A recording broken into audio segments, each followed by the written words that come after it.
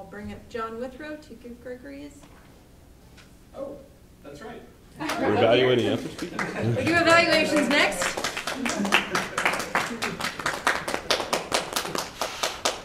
Thank you. Madam Toastmaster, fellow Toastmasters, I was expecting to do the evaluation later on in the program here, but I am ready to go here. And what a good example of an informative speech, something that has a title such as Hunting and Draw 101. You know that you're ready for a great speech. So this is it's great to have a chance to talk to you, Greg. Your objectives were very clear. They were very smart. You had instances in which you, for example, said, I'm not here to advocate something. I'm here to provide information for you. As a person who works with government employees, I know that we're not supposed to do any advocacy. We're only supposed to provide information, and so that was great to see. You had a lot of good information. It's too bad I'm going to have to put my nunchucks away for the season. Yeah. And I can't hunt any bald eagle. You had a lot of very good vocabulary that you included. There was some vocabulary like carrying capacity, which as an ecologist I recognized what you were talking about there, but it might need to be defined in a larger audience like this. Carrying capacity is basically the amount of animals that can be supported on a given amount of land. It might be different for different parts of land. Most significantly, for things to focus on at this time, first of all, you had an awful lot of information, which was the best part about your speech, and I think also the most challenging, because I think you rushed your speech quite a bit to the point where your speech was slurred. It was a little difficult to hear exactly what you were saying sometimes. Also, you have a go-to position for your hands. And so a lot of this was like this. What I want to give you is an invitation to experiment with other things to do with your hands. When you buy a license or a draw, you're buying it for a specific part of the season. Might be from September to December. Might be from January to March. These are examples of things that you can do with your hands. So I want to give you the opportunity to explore that. Also, some visual aids. There were some times in which you had some very quantitative examples in which you were working with specific numbers, and I could have used, if not something on PowerPoint, perhaps something in the form of physical things that you could touch. I've seen people use that before. Sometimes that enhances the learning as well. Also, make sure that you stay at the podium when you're done with the speech and allow the Toastmaster to come up and take the podium from you. What I liked the most about your speech was that you had an awful lot to share, and obviously you have a great sense of humor, and I'm really curious to see how this manual is going to shape that for you into something that is specifically your style and vision. Good job. Thank you. Madam Toastmaster. Wait, you get to read the round robin now. Oh, that's right. I get to conduct this now. That's right. Like I said, just for Keith's I'm a relatively new member of this club, so let's start the round robin. Diana. Yeah, I appreciated that you had notes and you didn't overly focus on them, but you used them when you needed. An opportunity, I thought, was to have purposeful movement. There was pacing, you were kind of randomly wandering around. I felt like that was just getting rid of energy. And I thought you could have used maybe different locations for different purposes, or just stood a little more still so I wasn't going. Too much coffee, got it. Too much coffee. Yep. Yes, Renee, and then Chris. I thought it was very informative, which was the point. And I think it's because I am a biologist, but I didn't think you really used any jargon, and I thought that was good. But there was a lot of pacing in your arms. And I agree with John that I really could have used a visual aid of, like, even just a little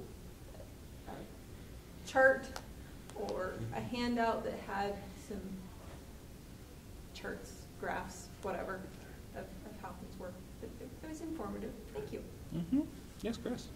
So I was pleased that you mentioned things like Cabela's Sportsman's Warehouse, because as someone who, I used to fish some, but other than that, I wouldn't have had a clue. I would have thought, well, obviously I have to go to part in them? Where's, you know? But it was nice that, oh, there was information to help me understand that I could do this even kind of over the counter. I think as a humorous touch, you know, I think it would have been hysterical to bring a pair of nunchucks.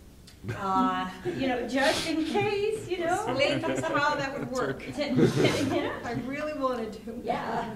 See, I think that could have been fun. I have a suggestion for the arms. And many people, I make this suggestion to go in the opposite direction.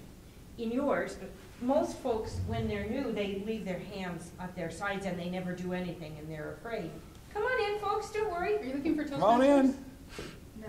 Oh, this is a Toastmasters meeting. Oh, where's the Parkinson's? Oh, I saw signs for that Upstairs? around the corner and down the hallway. Okay. Yeah. Good luck. You But if bet. you ever want to visit Toastmasters, we'll be here. Many folks just, they don't know what to do, so they just kind of keep their hands at their sides. You, on the other hand, you have this. What I recommend to folks, and Kathy has great examples right there. In her bag, she has books. If you practice your speech while you're holding fairly heavy books, it will help bring your arms down some. It will make you think about, I mean, you'll be aware. Right now, you're just doing this, it's just not even a conscious thought. But when you hold something in your hands, like books, you have to actually think about it, and it makes your gestures intentional. So it's an idea. When you practice, try holding, and in your case, maybe some hefty books, because you want to bring those arms a little lower and make it so that you have a little more breadth. Hefty nunchucks. Hefty nunchucks. There you go. I'm still trying to picture somebody trying to hunt with a nunchuck. They're Yeah, up against I an elk. would really like to know how that would work. One of my future speech topics might be tales from the front desk, where somebody actually asked if they could. That's wonderful. Oh, I look forward to that. Yeah, we've got a few stories from the front. Yeah.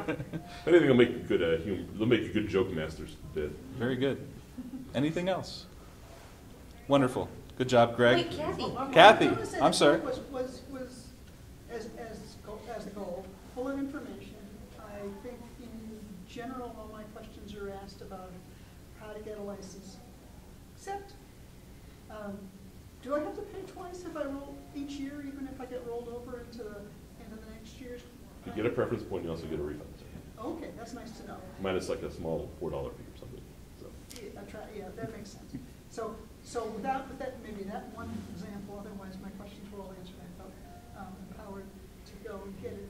Your humor is great, and some of it could be even made stronger with specifics. I mean, we're all clutching to nunchucks. But you could be more specific about which places people wanted to go, where there must be some wonderful spot where there are 400 elk and 800.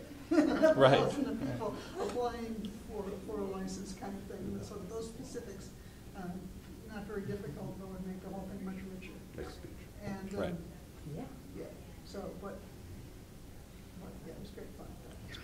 My favorite is when the outsiders come and they say, "When did the deer turn into elk?" Yeah. At what elevation? Keith is Somewhere in scratching his September. face. That's right, exactly. Madam Toastmaster.